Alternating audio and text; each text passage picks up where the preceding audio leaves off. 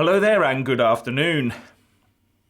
So a story is emerging that ministers have been discussing having to delay Brexit for 8 weeks to get the relevant primary legislation through Parliament to Royal Assent, as well as sorting out all the other minor enabling pieces of law.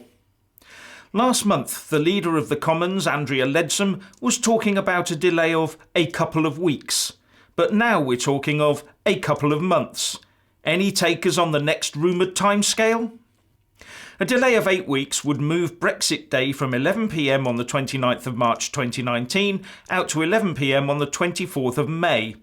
And during that period, the UK would still be in thrall to the European Union.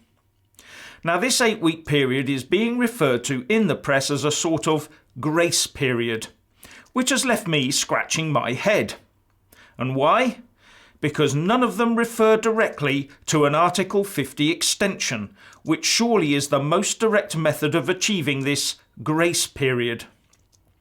So why then aren't the papers saying that the plan is to request an 8-week extension of Article 50? Let's look at the wording used by the Telegraph report. Ministers want the EU to agree a 2-month grace period after March the 29th if Mrs May's deal passes through Parliament to allow extra time for necessary legislation. Britain would remain in the EU on the same terms during this temporary period, the Telegraph understands. That does not sound like Article 50 extension talk to me. It sounds like something new. Is it because extending Article 50 is not the plan? Is it because they're going to try and fudge it by making it look as though we've left while having some other sort of arrangement? How on earth could that work in international and domestic law without proper UK legislation and a binding international agreement? Anyway, call me a conspiracy theorist, but when the press talks about a grace period in these terms and does not directly mention or question extending Article 50, then I get very suspicious. So just say the UK and EU managed to get a deal together, but needed a bit more time to get it tied up on both sides of the channel. The problem then facing them is that the UK and both the EU will be very, very wary of pressing for an Article 50 extension, with the main problem being, and it's a huge one, that it has to be agreed unanimously by the UK and each individual EU 27 member state. If just one of them says no, Article 50 does not get extended.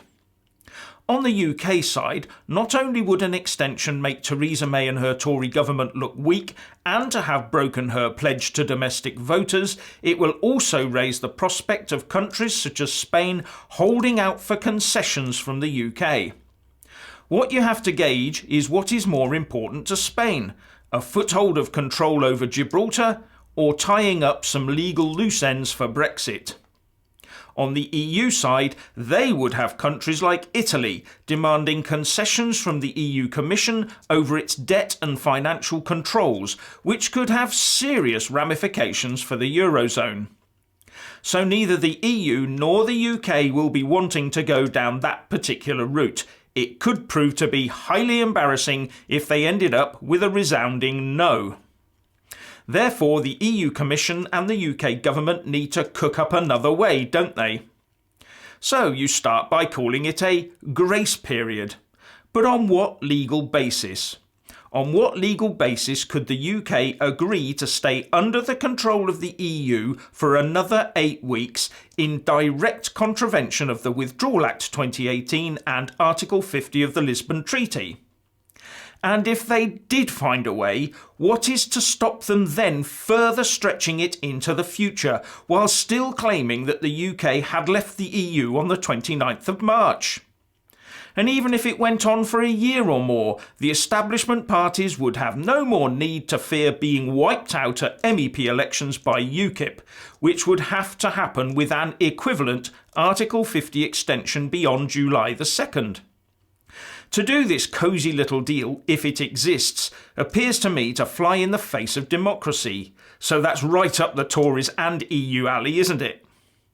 I just hope there's a Brexiteer with deep pockets out there ready to pounce on any such move and fight it through the courts quickly. Anyway, what do you think? Please leave a comment below and thank you for watching.